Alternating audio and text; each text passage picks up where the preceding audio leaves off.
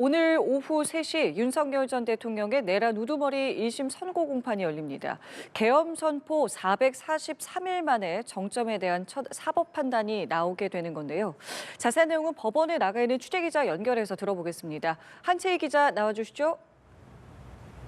네, 오늘 오후 3시 이곳 서울중앙지법에서 윤석열 전 대통령의 내란 우두머리 사건 1심 선고가 열립니다.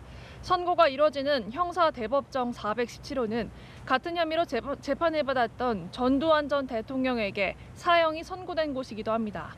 오늘 선고는 모든 과정이 생중계됩니다. 지기현 재판장이 먼저 공소 사실을 낭독한 뒤 개별 사안에 대한 판단을 설명할 것으로 보입니다.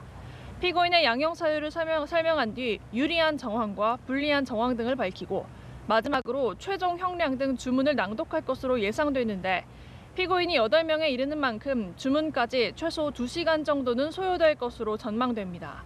재판부가 12.3 계엄을 국헌 문란 목적의 폭동으로 보고 내란으로 인정할지가 관심인데요.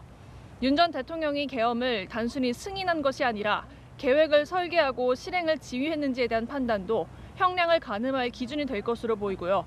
내란으로 인정될 경우 특검 구형대로 사형을 선고할 수도, 사실상 사형 폐지국임을 고려해서 무기징역을 선고할 수도 있는데 만약 사형이 선고된다면 전두환 전 대통령 이후 30년 만입니다.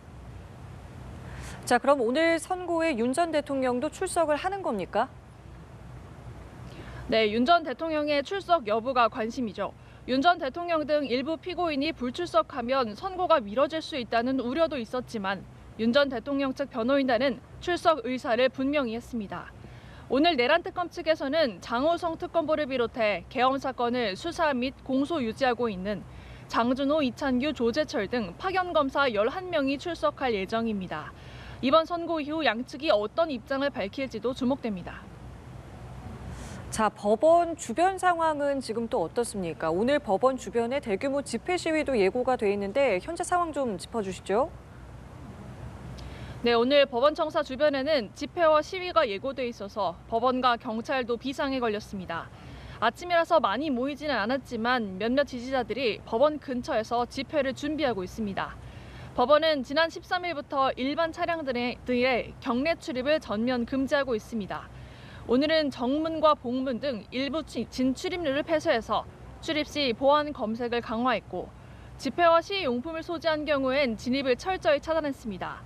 법원 주변에서는 윤 전 대통령의 무죄와 유죄를 촉구하는 반대 집회 간의 충돌도 우려됩니다.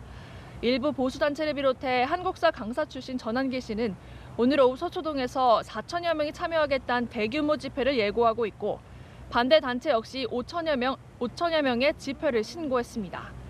경찰은 청사 주변을 사벽으로 세워서 경력을 투입해 시위 간 충돌을 막겠다는 계획입니다.